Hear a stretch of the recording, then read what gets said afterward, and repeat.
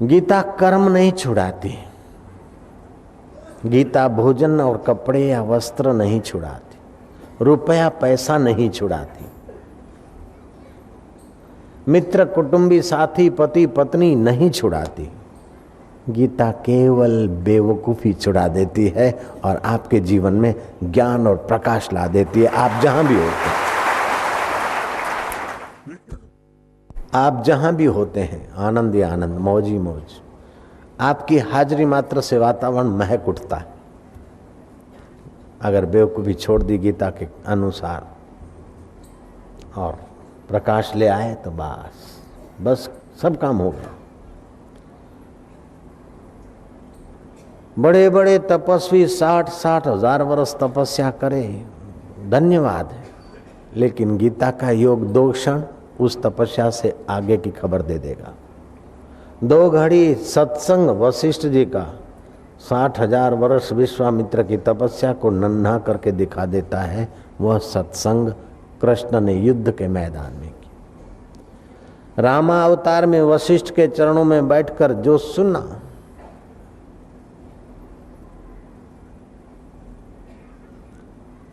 हे राम वह तुम अमर आत्मा हो, आदि तत्वमसि रूप से सुना, और अहम ब्रह्मास्मि के रूप में वो कृष्ण अवतार में उनके अंतःकरण से नृत्य करता हुआ प्रकट हुआ है। रामा अवतार का गुरु का ज्ञान कृष्ण अवतार में जगत गुरु होकर कृष्ण ने जो दे डाला ब्रह्म ज्ञान, उसी का नाम है गीता। जिसको गाने की आदत है ना, उसका रोना भी गाना बन जाता है। भांजे जयराम जी की, जिसको गाने की आदत है उसका रोना भी गाना बन जाएगा।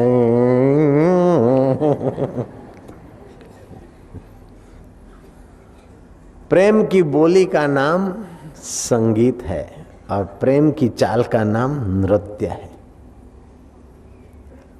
गीता संगीतमय और गीताकार की चाल नृत्यमय। रूपम मधुरम निपुरम मधुरम मुकुटम मधुरम बंसी मधुरम दृष्टि मधुरम निखिलम मधुरम अखिलम मधुरम मधुरादेपति मधुरम मधुरम। वो देवांगना की चोटी खींचता है तो भी मधुरता है, और जीभ दिखाकर अंगूठा देता है तभी भी मधुरता। अरे अर्जुन दे दे बराबर। कर्ण बोलता है ये धर्म युद्ध है, मैं निहत्था हूं और तुम शस्त्र, तुम्हारे पास हथियार, अभी क्यों मुझे मारने का आदेश दे रहे हो? अर्जुन रुका। कृष्ण बोलते हैं ये निहत्था है, धर्म की बात करता है। अभिमन्यु पर 6 पाडे उतर पड़े थे, निहत्था अभिमन्यु, और 6 योद्धे लग पड़े थे। उस समय धर्म कहाँ गया था? अभी अपने बचाव के लिए धर्म की बात करता है। दे दे अर्जुन दे, यही धर्म है, इसको दे। क्या बात है, कैसा ज्ञान है, कैसा कर्म है।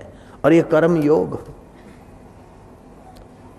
हनुमान लंका जलाते और पूजे जाते, जयराम जी की, और कृष्ण महाभारत की युद्ध कराते, नरो वा कुंजरो करते और पूजे जाते।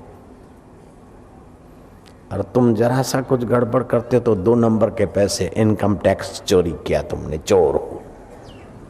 तुम्हारी कमाई के पैसे तुम्हें चोर होने का सिंबल लगवा देते हैं। क्या बात है, तुम्ही ने तो कमाया, इनकम टैक्स भरा और कुछ थोड़ा बहुत कम भरा, बोले इनकम टैक्स की चोरी की।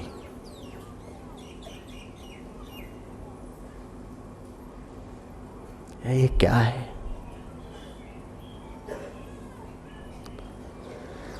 कृष्ण कहते हैं योग कर्म सुकौशलम। योग तुम्हारे को कर्म में कुशलता दे देता है,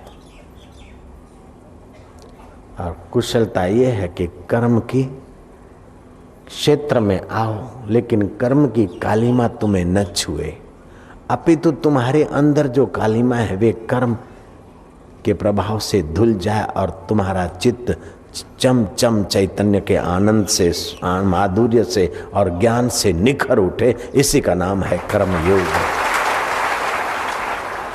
इसी का नाम है कर्म योग।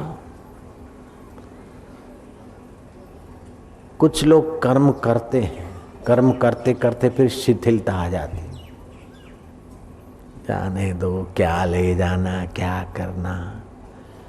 निगेटिव सोचकर कर्म छोड़ देते, आलसी हो जाते, प्रमादी हो जाते, पलायनवादी हो जाते। ऐसे लोगों का कर्म छोड़ना तमस त्याग है। वो वृक्ष आदि, पाषाण आदि नीच योनि को पाएंगे, पड़े रहेंगे, गलते रहेंगे, सड़े रहेंगे। क्या करना, ऐसा ऐसा कर्म का त्याग कर देते, वे पलायनवादी। तामसी त्याग है। कुछ लोग कर्म तो करते हैं लेकिन फिर शिथिलता आ जाती। शिथिलता दो कारण से आती है। कर्म करते जिस हेतु से, जिस स्वार्थ के लिए, जिस मतलब के लिए, देखते वो मतलब तो पूरा होने वाला नहीं। हमने चाहा था कि यश होगा लेकिन यश नहीं हो रहा है। हमने चाहा था कि ये मिलेगा, वो मिलेगा, लेकिन इतना नफा नहीं हो रहा है।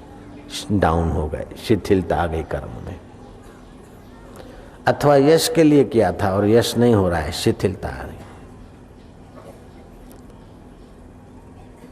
मतलब से कर्म किए थे और उस मतलब के विपरीत हो रहा है, मुनाफे के जगह पे घाटा हो रहा है, तो कर्म बंद करेंगे, धंधा।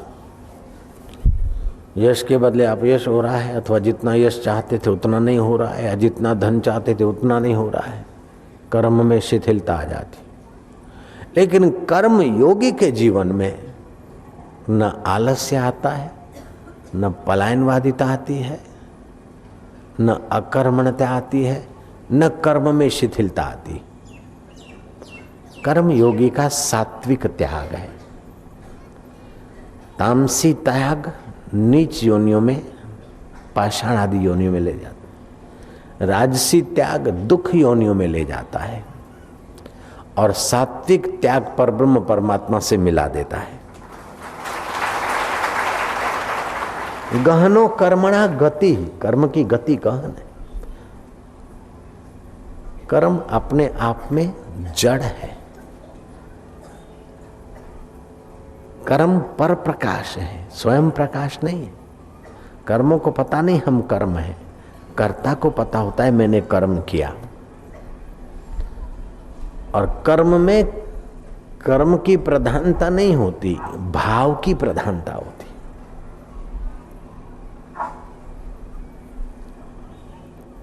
गोरा कुम्हार घड़े बना रहा है, लेकिन भाव है कि ये मेरे ठाकुर जी के लिए घड़े बन रहे। लेने वाला ठाकुर जी, पानी भरने वाला ठाकुर जी, पीने और पिलाने वाला मेरा ठाकुर जी। ये घड़ा जाए, बाप तो पिए लेकिन बेटा भी पिए और पोते के भी काम आए, ऐसा बढ़िया घड़ा बनाते हैं। कबीर जी ताना बुनते, कपड़ा जुल्हा का काम करते, ऐसा सुंदर सुहावना मजबूत कपड़ा बनाते हैं कि मेरी राम जी की सेवा में जाएगा।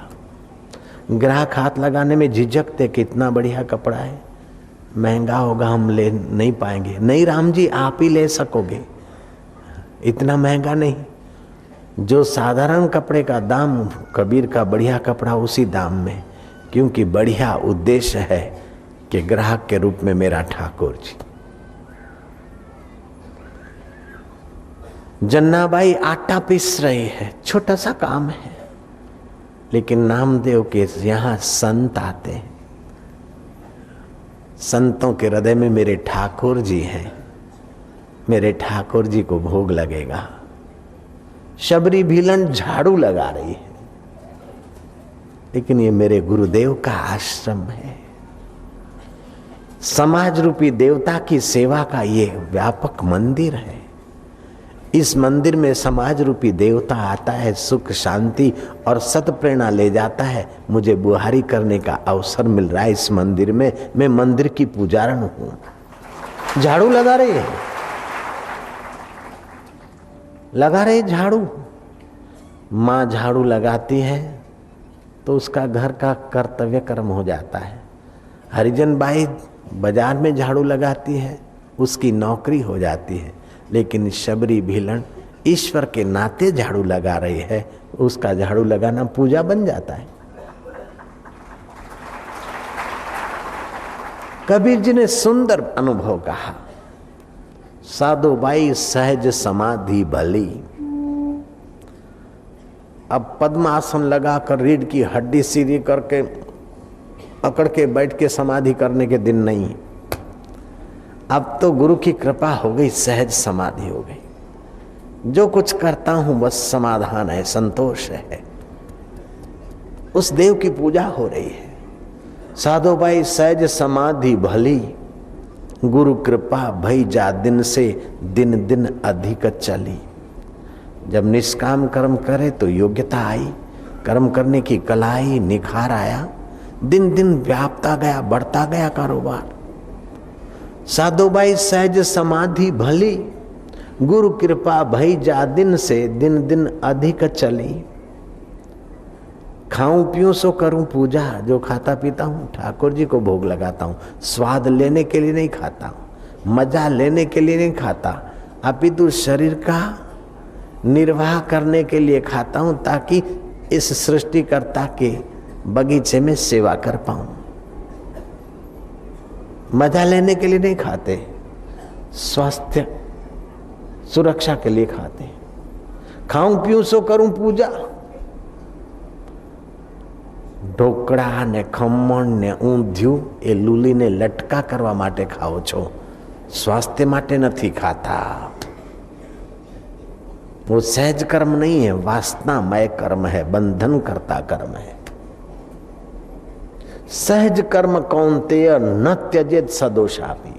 कर्तव्य कर्म जो सहज में प्राप्त है वो सदोष दिखे फिर भी आप करो, बंधन नहीं होगा, मुक्ति होगी। हनुमान को सहज कर्म मिल गया, सीता जी की खोज करना और सीता जी कहाँ है उसको संदेशा पहुंचाना, और उसमें वाटिका जल गई तो हनुमान का उद्देश्य नहीं था वाटिका जलाना, परिस्थितियों ने जलवा दी तो फूंक मारी अशोक वाटिका। अर्जुन को युद्ध करनी पड़ी, वह तेरा क्षत्रिय सहज कर्म है, पाप नहीं लगा। यज्ञार्थ कर्म कौन्तेय, भगवान कहते हैं जो यज्ञार्थ कर्म करते हैं वे मुक्तिदायी है, और अन्यथा जो कर्म है वो बंधनदायी। अन्यथा कर्म क्या और यज्ञार्थ कर्म क्या? वासना के अनुसार जो कर्म होते हैं वे अन्यत्र कर्म होते हैं, और ईश्वर प्रीति के लिए जो कर्म होते हैं, वासना निवृत्ति के लिए जो कर्म होते हैं, वासना की प्रधानता नहीं, संयम की प्रधानता से जो कर्म होते हैं, मनमाना नहीं, शास्त्र विहित जो कर्म होते हैं वे बंधन से खोलने वाले कर्म होते हैं। और शास्त्र और भगवान का परवाह किए बिना जो मन में आया और करने लग गए वो कर्ता को मार गिराते, नीची योनियों में ले जाते। कंस और कृष्ण में ये फर्क है, राम और रावण में ये फर्क है, बुद्ध और बुद्धू में ये फर्क है। बुद्धू भी कर्म करता है और बुद्ध पुरुष भी कर्म करते। बुद्ध पुरुष के कर्म निखार लाते, समाज को ऊंचा उठा देते, और बुद्धू अपना तो तबाही करता है और समाज के ऊपर बोझा हो जाता है। अति विकार भोगे, पैरालाइज हो गया, शराब पिए, अति भोग भोगे, माथे पड़ गया कुटुंबियों के, समाज के। ऐसा कोई भोगी नहीं जो अपने संपर्क में आने वाले का शोषण न करे, और ऐसा कोई योगी नहीं जो अपने संपर्क में आने वाले का पोषण न करे। योगियों के संपर्क से हमारा पोषण होता है और भोगियों के संपर्क से हमारा शोषण होता है।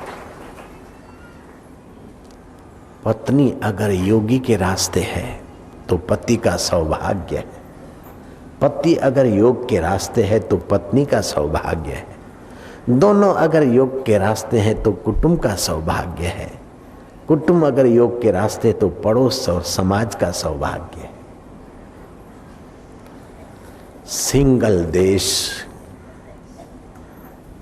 जिसको आज श्रीलंका कहते हैं,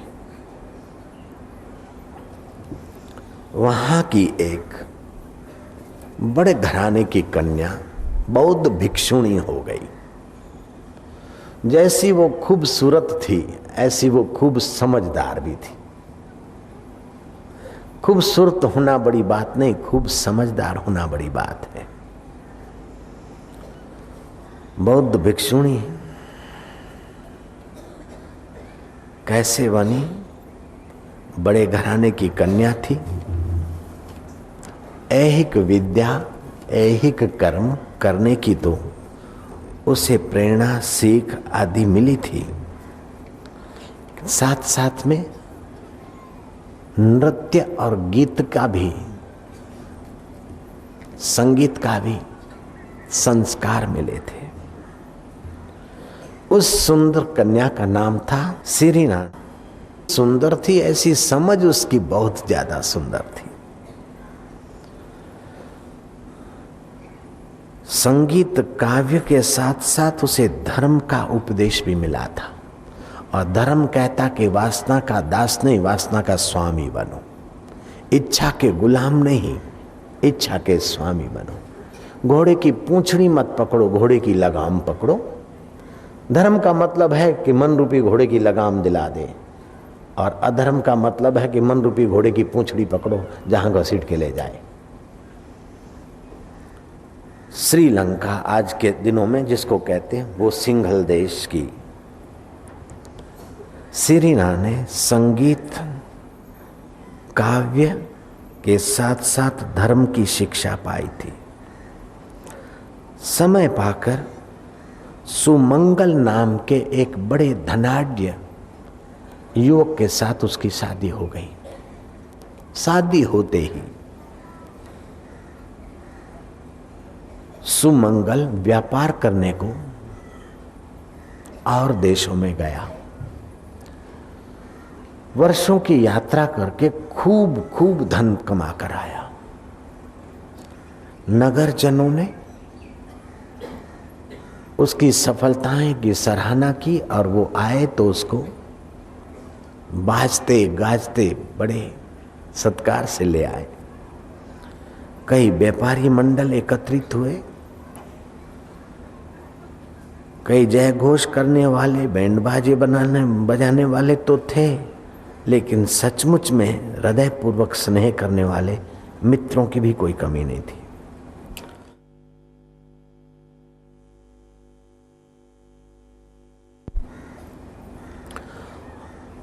सुमंगल को बाजते गाजते लाने के लिए दरिया किनारे लोग पहुंचे, तो गांव के नगर के लोग भी पहुंचे। आमंत्रित तो आए, बिना आमंत्रित भी लोग पहुंचे। उसमें सिंहल देश की सुप्रसिद्ध मंदार माला नर्तकी बड़ी खूबसूरत थी, वो भी पहुंची। मंदार माला गणिका का रूप, लावण्य, सौंदर्य और आंखों की हिलचाल भल भलों को अपने तरफ आकर्षित कर देती थी। सुमंगल जब सुसम्मानित होकर आ रहा था तो नजर उसकी मंदार माला पर लगी, टिकी रही गणिका पर, और गणिका की नजर उस पर टिकी रही। दोनों नजरा नजरी से एक दूसरे के निकट पहुंच गए थे, और इतना तो हावी हो गया था आकर्षण कि सब लोग समझ पा रहे थे कि ये एक दूसरे के दीवाने हो गए।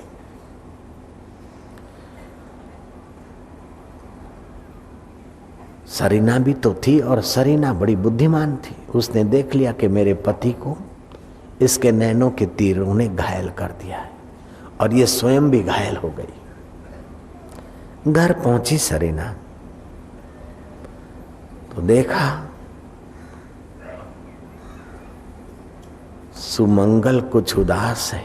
पतिदेव, आपके रंग में कुछ भंग लग रहा है, आप कुछ उदास हो रहे हो, और मैं आपकी उदासी का कारण भांप गई हूं। बोले फिर मेरा मुंह क्यों खुलवाती?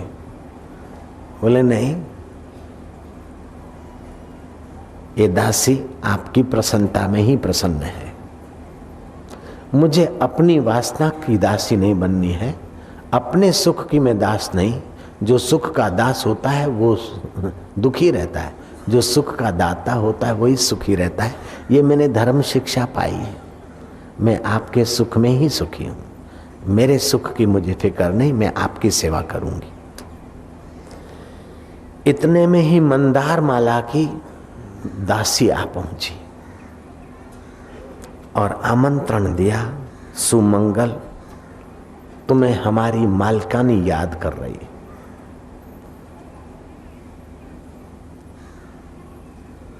तब श्री मां ने कहा, अपनी मालकानी को कह दे कि एक ऊंचे कुल के सुमंगल को अपने अड्डे पर बुलाकर कुल खानदान पर कलंक लगाने का पाप न करे।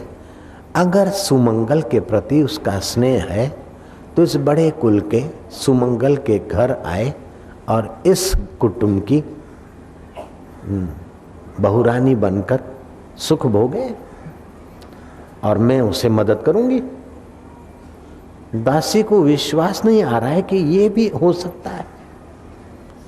दासी तो ठगी सी रह गई और संदेशा जाकर सुनाया। दूसरे दिन वो तो अपना माल सबाब जो कुछ कपड़ा लत्ता जो कुछ था वो समेट के आ गई सुमंगल के पास। करा दो मंगलम भगवानम मंगलम गरुड़ध्वज मंगलम पुंडरीकाक्षाय सर्वमंगलाय तनोहरि। जिसको आजकल लव मैरिज कहते हैं उसको पहले की भाषा में गंधर्व विवाह कहते थे। एक दूसरे ने माला पहना ली, 5-25 लोगों के सामने हो गया रजिस्टर मैरिज, हो गया मैरिज। अब पति को मिल गई है पत्नी। भगवान इस भोग के कीचड़ से निकालने के लिए तू कैसी कैसी लीला करता है, तुझे धन्यवाद। क्या कह रही है वो सुंदरी? तुझे धन्यवाद है। एक दूसरे के चामड़े चाट कर, एक दूसरे से शत्रुता का व्यवहार करते हुए भी एक दूसरे को मित्र मानने की जो गलतियां थी वो गलतियां निकालने के लिए वर्षों के बाद आए और आधा घंटा भी हम उस विकारों में न गिरी। ये आपकी कृपा है।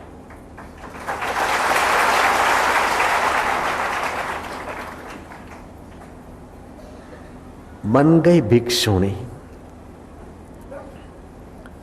उस भिक्षुणी के द्वार पर एक भिक्षुक आया। बहन सिरीना देवी, चोट लगी है, कुछ कपड़े का टुकड़ा हो तो बांधूं।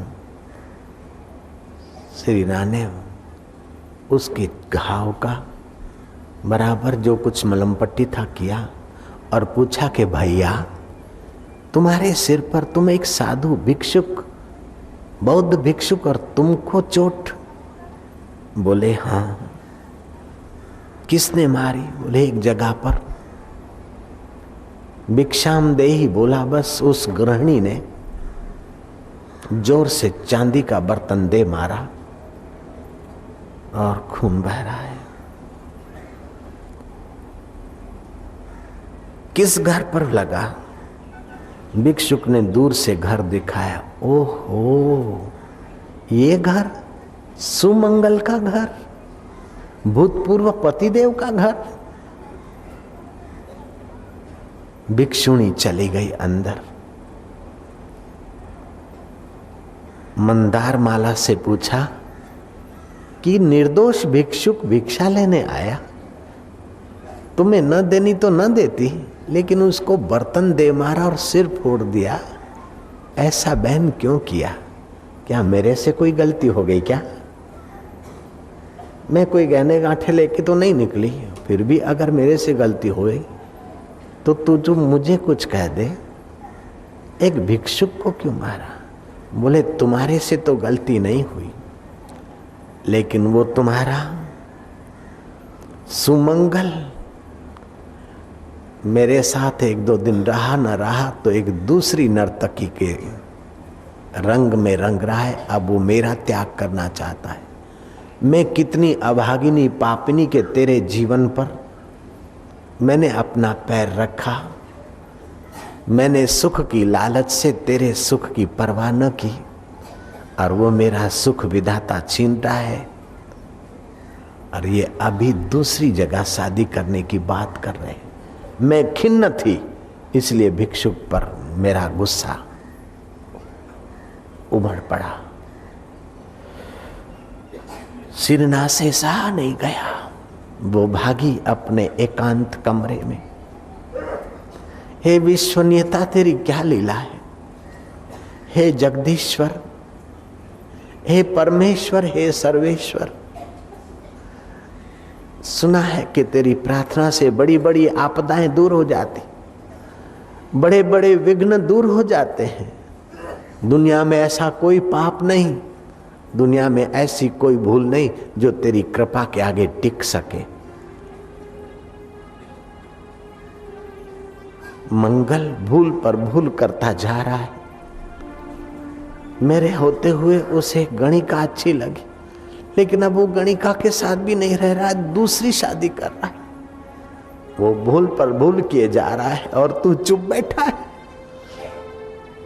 हे मेरे देव, अगर तू चाहे तो सुमंगल की बुद्धि बदल सकता है, उस गणिका की मनोवृत्ति बदल सकता है। वे कैसे हैं उधर को न देख, तू कितना दयालु है उधर को देखियो। वे कितने दुर्बल हैं, विकारों में गिर जाते हैं, उधर न देखिए। तू कितना सबल है, उधर को देखिए देव। प्रार्थना करते करते कातर भाव से सारी रात भूखी प्यासी और बार बार ठाकुर जी को प्रार्थना करे। सिरना की भिक्षुणी की प्रार्थना और विश्वनियता का दिल डोला। सुमंगल को भयंकर स्वप्न आया रात को कि अपनी पत्नी को त्याग कर दूसरी पत्नी के साथ व्यभिचार करने से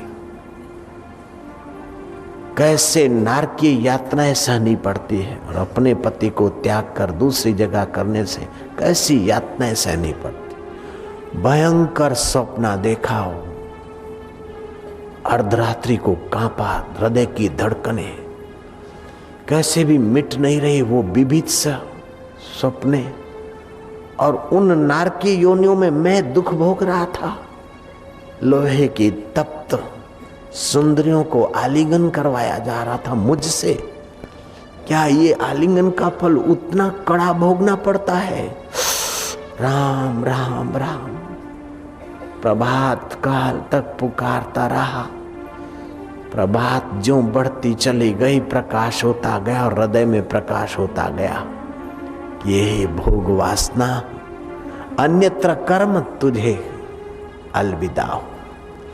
सुबह उठते ही अपनी संपत्ति गरीब गुरबो लाचार मोहताज उमें और सत्कर्म होते वहां उन संस्थाओं में बांट दी और पत्नी के पद चिन्हों पर पति चल पड़ा और भिक्षुक हो गया। तालियां तो बजाते हो, लेकिन आपको कब रंग लगेगा उसका इंतजार है। नारायण हरि हरि। तुलसीदास की पत्नी ने तुलसीदास को इतना ही कहा, हाड मांस की देह ममा, ये हड्डी और मांस का शरीर मेरा है। मलमूत्र भरा है, नाक में नींट भरी है, मुंह में थूक भरी है, दांत दाड़म की कली जैसे लगते हैं मरे हुए बैक्टीरिया पड़े। इस शरीर में इतनी प्रीति करते हो, इससे आधी अगर भगवान में करो तो तुम्हारा बेड़ा पार हो जाए। बोले फिर से एक बार कहिए रत्नावली, फिर से एक बार कहिए। उसने फिर से एक बार कहा। बोले धन्यवाद, प्रथम गुरु तू ही जो विकारों से बचा रही है, अन्यत्र कर्मों से बचा रही है, बंधन वाले कर्मों से मुझे बचा रही, तू मेरी पहली गुरु। तुलसीदास चले गए एकांत में। हे भगवान, मैं कामी, मैं कुटिल, मैं पापी, मैं पामर, मैं तेरा संत या भक्त तो बनने के काबिल नहीं, लेकिन तेरे संत के द्वार का सेवक तो जरूर बना देना, कृपा कर देना। फिर रोए कि संत के द्वार का सेवक बनना कोई मजाक की बात है, उसमें भी पुण्य पुंज, बिनु पुण्य पुंज मिले नहीं संता। पुण्यों का पुंज होगा तब संत मिलेंगे, और मैं कामी कुटिल संत के द्वार का सेवक बनूं, मेरी औकात नहीं। फिर भी तू दया करना, कम से कम संत के द्वार की गाय तो बना देना, मेरा दूध उनकी सेवा में लगेगा। लेकिन संत के द्वार की गाय भी कोई पुण्यात्मा होगी, वही आएगी। मैं तो कामी कुटिल। अच्छा, और नहीं तो ठाकुर जी संत के द्वार का, भक्त के द्वार का घोड़ा ही बना देना, वो तेरी कथा करने जाएंगे और मैं उसमें उपयोग में आऊंगा, मेरा भला हो जाएगा। फिर उस संत के हृदय में विचार उठा कि मैं कामी कुटिल और भक्त के द्वार का, तेरे प्यारे संत और भक्त के द्वार का मैं घोड़ा बन पाऊं, मेरे कर्म नहीं। कम से कम अब ठाकुर जी उनके द्वार का कुत्ता ही बना देना कि उनकी नजर पड़ेगी तो भी देर सबेर में निहाल हो जाऊंगा। उनके हाथ का रूखा सूखा टुकड़ा भी खाऊंगा तो मेरा दिल पावन होगा। जीव की अपनी छोटी औकात है, लेकिन ईश्वर देता है तो अपने तरफ से देता है। तुलसीदास को कुत्ता क्यों बनाएंगे, घोड़ा क्यों बनाएंगे, गाय क्यों बनाएंगे? ऐसे महापुरुष बना दिया कि अभी हम और आप उनकी वाणी उच्चार करके आनंदित हो रहे हैं, प्रकाशित हो रहे हैं। तुलसी तुलसी क्या करो, तुलसी बन की घास, कृपा भई रघुनाथ की तो हो गए तुलसीदास। न जाने उस पिटारी से कितनों कितनों को मिला है। एक तुलसीदास नहीं, कईयों को, कालिदास को, व्यास को, औरों को, कईयों को उस महाखजाने से मिलता चला आ रहा है। विद्वानों की विद्या, संतों का संतत्व, तपस्वियों का तपस्या, सरना की सरनाई, सुमंगल का वैराग्य और त्याग भी उसी पिटारी का ही तो खजाना है। बुद्ध का बोध भी उसी पिटारी का अमृत है। महावीर की तपस्या भी उसी पिटारी की प्रेरणा है। नानक का नानक बना और कबीर जी का और रहीदास का उन्नत होना भी उसी परमेश्वर की पिटारी का खजाना है। वो खजाना तुम्हारे पास भी वैसे का वैसा है, आप उससे बस निकालो जो चाहे। तो आपके कर्म उस परमेश्वरी खजाने से करुणा कृपा निकालें तो आपके कर्म बंधन काटने वाले होते हैं, और उस खजाने से विमुख होकर संसार की वासना में भटकाने वाले कर्म अन्यत्र कर्म कहे श्री कृष्ण ने।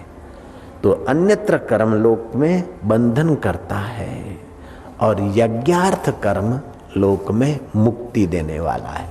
यज्ञार्थ अर्थात कर्तव्य कर्म, शास्त्र और ईश्वर के संकेत के अनुसार जो कर्म है वे यज्ञार्थ कर्म है, और अपने अहंकार और वासना के अनुसार जो धमाधमी है वो बंधनार्थ है।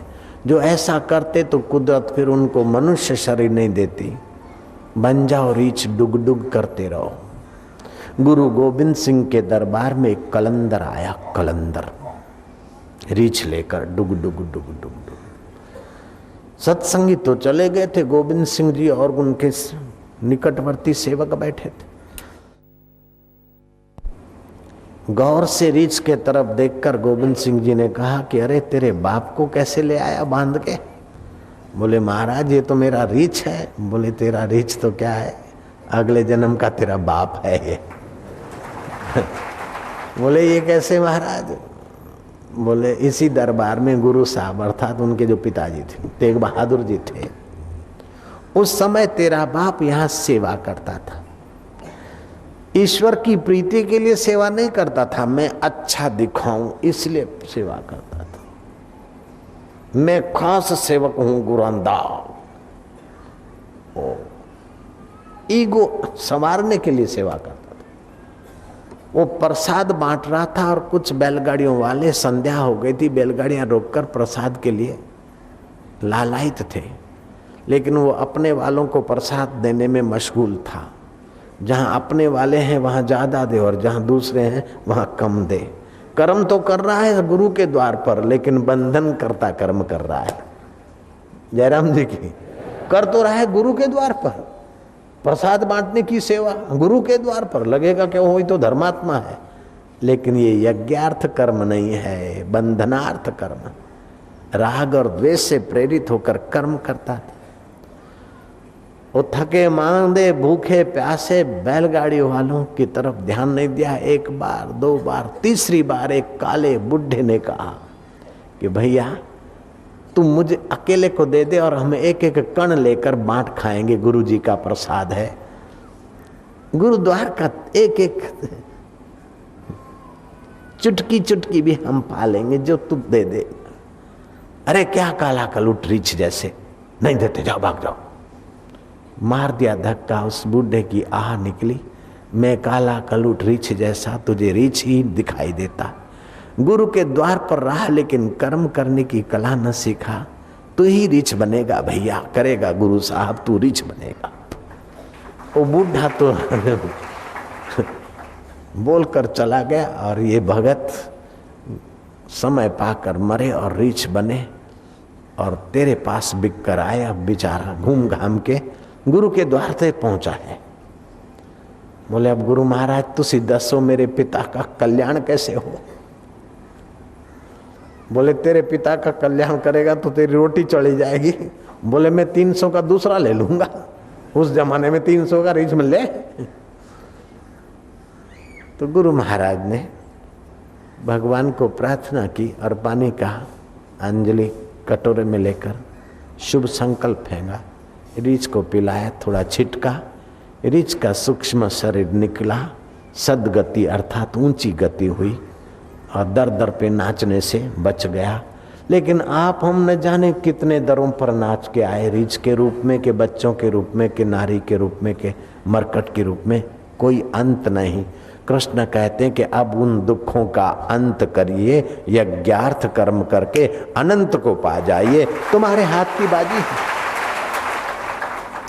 कर्म करने की शक्ति तुमको दी है उस अकाल पुरुष ने।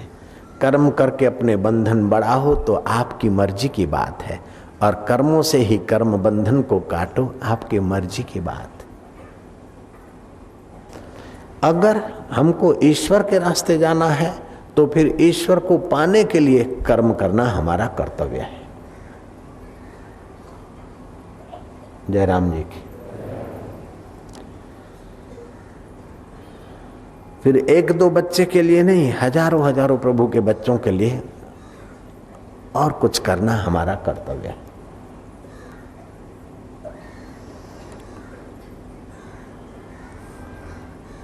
तो यज्ञ माना कर्तव्य पालन के लिए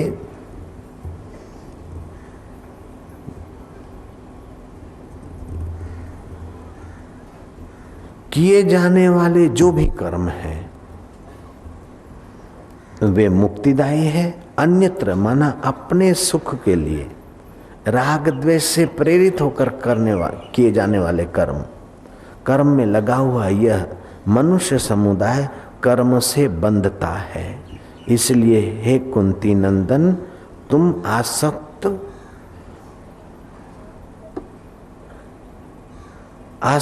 होकर नहीं, अनासक्त होकर यज्ञ के लिए कर्तव्य बुद्धि से करो। तो कुछ कर्म होते हैं निषिद्ध कर्म, कुछ कर्म होते प्रयोजनहीन कर्म, कुछ कर्म होते दूषित कर्म, लेकिन जो बाकी के शास्त्र के अनुकूल होते हैं वे होते हैं यज्ञार्थ कर्म। उस विराट परमेश्वर की प्रसन्नता के लिए अपने शुद्ध बुद्ध मुक्त स्वरूप को पाकर अमरता का अनुभव करने के लिए जो भी कर्म है वे सब कर्म यज्ञार्थ कर्म है। यज्ञार्थ कर्म अन्यत्र लोको अयम कर्म बंधनः तदर्थम कर्म कौन्तेय मुक्त संग समाचरः। यज्ञ अर्थात कर्तव्य पालन के लिए किए जाने वाले कर्म यज्ञार्थ है। अन्यत्र माना अपनी वासना और अंधाधुंधी से कर्म करने लगा तो ये बंधन है। उस बंधन में लोग समुदाय पड़ जाते हैं। उस बंधन से निकलने के लिए शास्त्र का ज्ञान और ईश्वर प्रीति के लिए कर्म करना अनिवार्य है।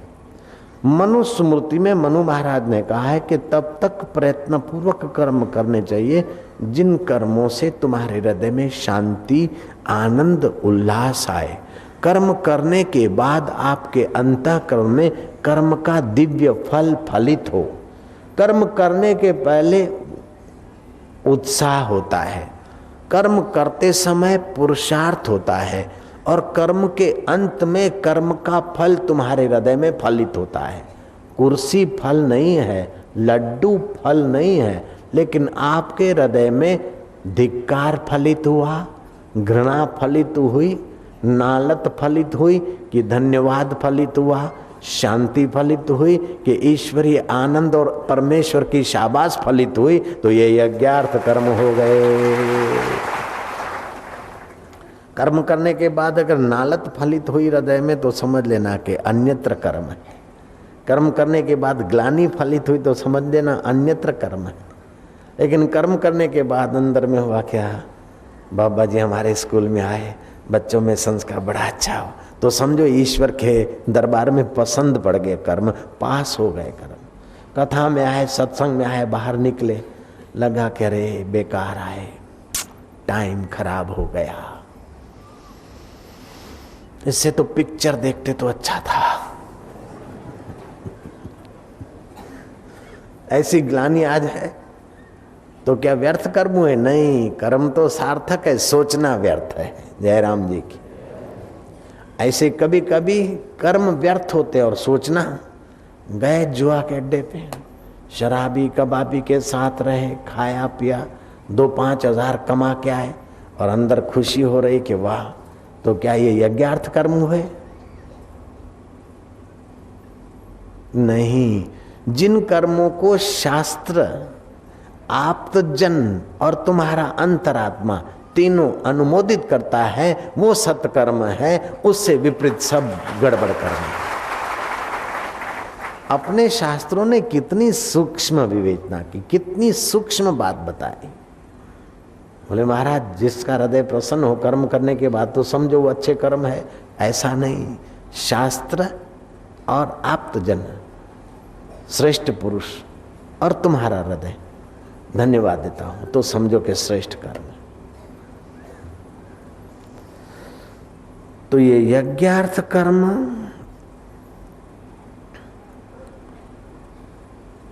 अपने में योग्यता बढ़ाते हैं। जो जो आप निस्वार्थ कर्म करते हो त्यों त्यों आप में सामर्थ्य बढ़ता है। जैसे वो लड़की सरना निस्वार्थ भाव से कर्म किया, प्रार्थना का ऐसा सामर्थ्य बढ़ा कि सिंगल देश की वह कन्या केवल सिंगल देश की नहीं रही, भारत देश की भी रही और विश्व के भिक्षुकों को की भी प्रेरक रही। ऐसा उसके कर्म हो गए।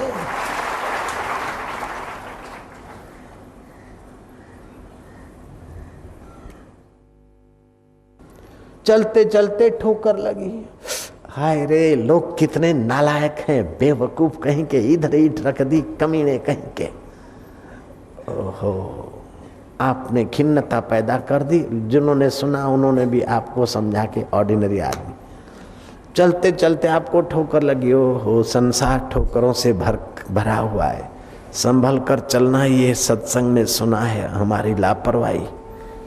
चलो ईंट या पत्थर उठाकर किनारे रख दिया और आप सावधान होकर चले तो आपका ठोकर भी यज्ञार्थ कर्म हो गया। कर्म स्वयं में जड़ है, करता किस ढंग से उसको करता है, किस ढंग से देखता है। शादी की है, मजा लो, आह फिल्म देखो, अरे एक दूसरे को चिपके, थोड़े दिनों में ही एड्स की बीमारी कर दी या कुछ कर दिया या हो गए। बंधन वाला कर्म। शादी की है और कोई ईश्वर की सृष्टि के बगीचे में परंपरा तो चाहिए, तिथि का वार का ख्याल किया कि बेटा चाहिए, बेटा हो तो ठीक है, नहीं तो तेरी मर्जी से, तो तेरी मर्जी से तो जैसा हुआ वार त्योहार का ख्याल करके अपना जन्म दिवस, श्राद्ध के दिन, अमावस्या, पूर्णम आदि दिन को छोड़कर मासिक धर्म से 5 दिन बीत गए, बाद में व्यवहार किया, गर्भाधान किया, पत्नी ने गर्भ धारण किया, वो यज्ञार्थ कर्म कर रही, जो खा रही है उसमें से कुछ हिस्सा उस परमात्मा के मुन्ने को जा रहा है, मेरा यज्ञ हो रहा है। गर्भ का पोषण भी यज्ञ माना गया है, जयराम जी की। और वो बालक आया और उसको पैपान कराया, तभी भी अपने शरीर का हिस्सा कुछ दे रहे हैं। ये गृहिणी के लिए, बाई के लिए, माँ के लिए यज्ञ है। लेकिन ये बेटा हो फिर बड़ा हो, मेरे को सुख दे, फंसने वाला हो गया। केवल भाव बदल दिया बस, मेरा नाम करे, मेरा ये करे। और जो बेटे बेटियों को पालते पोसते और सुख की इच्छा करते, उनके बेटे बेटी सुख की जगह पर दूसरा कुछ दे डालते और बड़े दुखी होते। सुख की इच्छा न करो, सुख मिलेगा तो धन्यवाद आएगा, और सुख की इच्छा करा और सुख नहीं मिला तो हाय हाय हो जाएगी। आप कर्तव्य पालन के लिए बच्चे को पढ़ाओ लिखाओ सिखाओ, लेकिन ये सुख दे, आपकी मुट्ठी तो धीरे धीरे खुलती है, उससे भी आपके पिता की मुट्ठी और संभल के खुलती थी, लेकिन आपके बेटों की मुट्ठी तो यूं खुले। गए होटल में रहे, कितना कराया? बोले ओनली 2000 पर डे। मैं तुम्हारे पापा को बोलूंगा कलकत्ते वाले को, वो होते तो 2000 रुपया रोज का खर्च के होटल में नहीं रह सकते थे। बोले बापूजी ठीक बात है, लेकिन मेरे दादाजी होते तो वो एकदम नहीं रहते। दादा हमारे ज्यादा पक्के हैं, पिताजी कुछ पक्के, हम लोग तो आजकल के हैं। जयराम जी की नारायण हरि। एक तो कमाने में गड़बड़ और दूसरा खर्चने में भी गड़बड़, अंधाधुंधी। नहीं, कर कसर से और उतना ही पैसा सत्कर्म में लगाए, भूखे प्यासे के आंसू पहुंचने में और पेट भरने में लगाए तो यज्ञार्थ कर्म हो गया। और दे आए और उड़ाए तो बंधन करता कर्म हो। क्या बात है, महीने के 1 लाख रुपया कमाते 50,000 रुपया घर का खर्चा कर दिया तो क्या बड़ी बात है? बेवकूफ़ी है, बड़ी बात तो नहीं, बेवकूफ़ी है। 5 मेंबर और 50,000 घर का खर्चा। अरे ये भी तो सोचो कि 5 मेंबर हैं और जिनको 2000 भी नहीं मिलता है, उनके तरफ भी थोड़ा देखो तो यज्ञार्थ कर्म हो जाएगा। अपने कमाए अपने खाओ पियो तो देह अध्यास बढ़ेगा, आसक्ति बढ़ेगी और कर्म से ही कर्म बंधन बना लेगा। जयराम जी की।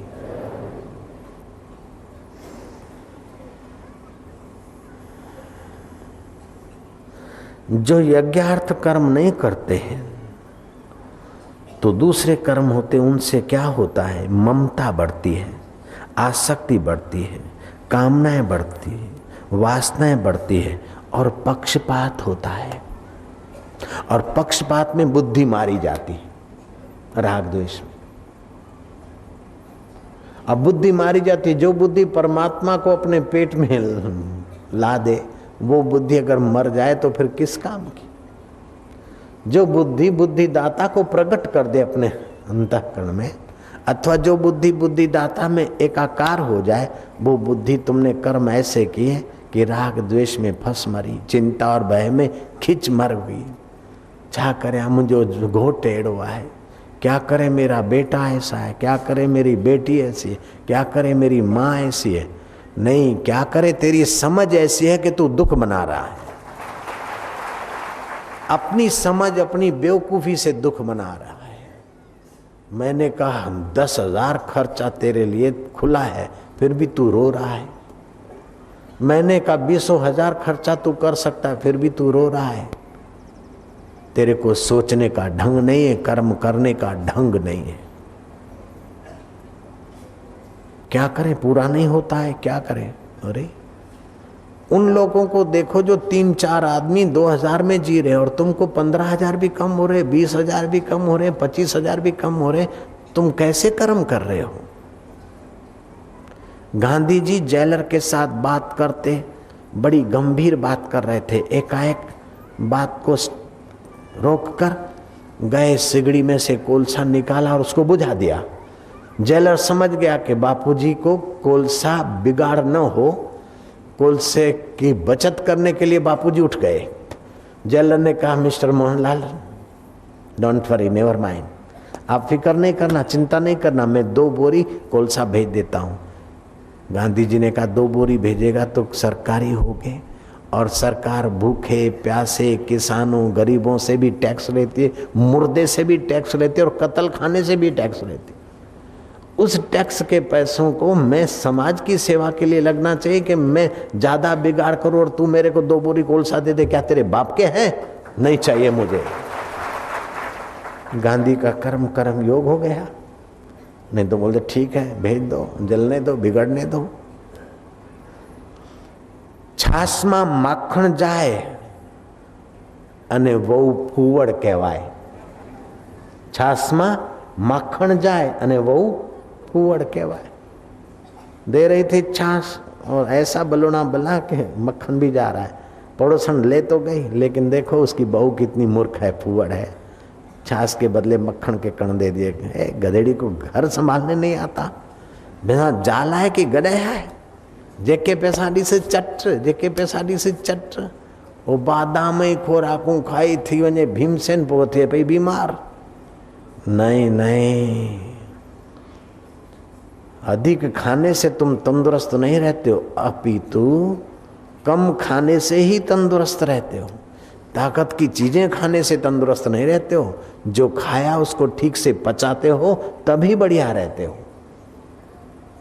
कल रात को हम इधर से गए, रोज रात्रि को हम दूध पीते हैं, लेकिन कल देखा कि नहीं पिएंगे तो चलेगा, क्योंकि कल इतवार है, सुबह जल्दी भी उठ सकेंगे। दूध नहीं पिया हो, सुबह 3 बजे उठे, आराम से अपना नियम भी किया। अभी ऐसा कुछ नहीं लग रहा कि कल नहीं खाया। लगता है क्या? सुबह का कार्यक्रम किया 2-3 घंटे का, अभी दूसरा हो रहा है। कई लोग लाते कि बापूजी इतनी मेहनत करते हैं, तो श्रद्धा से बादाम पिस्ते अंजीर आए वो सब घोट घाट के ऐसे ऐसे वो माजून बना के ले आते हैं कि मैं तो देखते ही घबरा जाता हूँ। खाने की तो बात ही क्या, अगर बहुत कोई आग्रह करे तो कभी कभार थोड़ा सा कोई ऐसा दिन हुआ होगा महीने 2 महीने में कि जरा सा 5-25 ग्राम खाया होगा।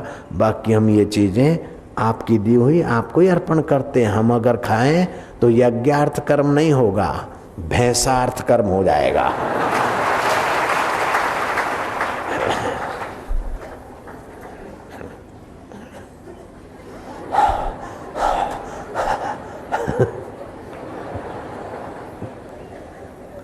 ऐसी बात भी नहीं है, खाते सुव्यवस्थित खाते, स्वास्थ्य के लिए खाते। अगर जीने के लिए खाओ तो जीने की आसक्ति बनेगी, वो भी बंधन है। ईश्वर की पूजा के लिए खाओ तो मुक्ति है। जीने के लिए खा रहे हैं तो जीने की आस्था तो है ना, आसक्ति तो है ना, ये भी बंधन करता है। सुख लेने की आसक्ति भी बंधन करती है। दूसरे को नुकसान पहुंचाने के भाव से कर्म भी बंधन करता है। विकार का सुख भोगने के भाव से भी कर्म बंधन करता है। लेकिन सुख देने के भाव से कर्तव्य कर्म करते हैं तो वो कर्म प्रकृति में लीन हो जाते हैं। आपका प्राकृतिक स्वभाव जीवत्व क्षीण हो जाता है और परब्रह्म परमात्मा का माधुर्य और ज्ञान प्रकट हो जाता है। इसको बोलते कर्म योग। कर्म करते हुए भी योग के फल को पाले। गीता में 6ठे अध्याय के पहले श्लोक में कहा, अनाश्रिता कर्म फलम कार्यम कर्म करोति यह स सन्यासी च योगी च न निराग्नि चाक्रिया। आसक्ति को छोड़कर, अपने सुख भोग की लालच को छोड़कर, अपने अहंकार पोषने की लालच को छोड़कर जो कर्तव्य कर्म परहित के लिए, ईश्वर प्रीति के लिए जो कर्तव्य कर्म समझकर करता है, वह सन्यास को उपलब्ध हो जाता है। अग्नि का त्याग करके मैं अग्नि नहीं छूता, बना बनाया खाता हूँ, काम नहीं करता, क्रिया का त्याग करके बैठा है कि मैं योगी हूँ, कृष्ण बोलते इससे योगी और सन्यासी नहीं होता। कर्म करते हुए फल की लोलुपता छोड़कर यज्ञार्थ कर्म, ईश्वर प्राप्ति अर्थ कर्म जो करता है वही आदमी सन्यासी है और वही योगी के फल को पाता है, दूसरा नहीं। जो स्वार्थ से प्रेरित होकर कर्म करता है उसकी योग्यताएं कुंठित हो जाती। कहाँ से मौका मिले झपेट लूं, कहाँ से मौका मिले ये कर लूं, तो इससे उसकी योग्यता मर जाती और कर्म करने का आनंद नहीं आता और भविष्य उज्जवल नहीं होता। और प्रारब्ध में होगा उतना तो मिलकर ही रहता है। श्री कृष्ण कहते अनाश्रिताः कर्म फलम कार्यम कर्म करोति यः स सन्यासी च योगी च न निराग्निर्य चाक्रिया।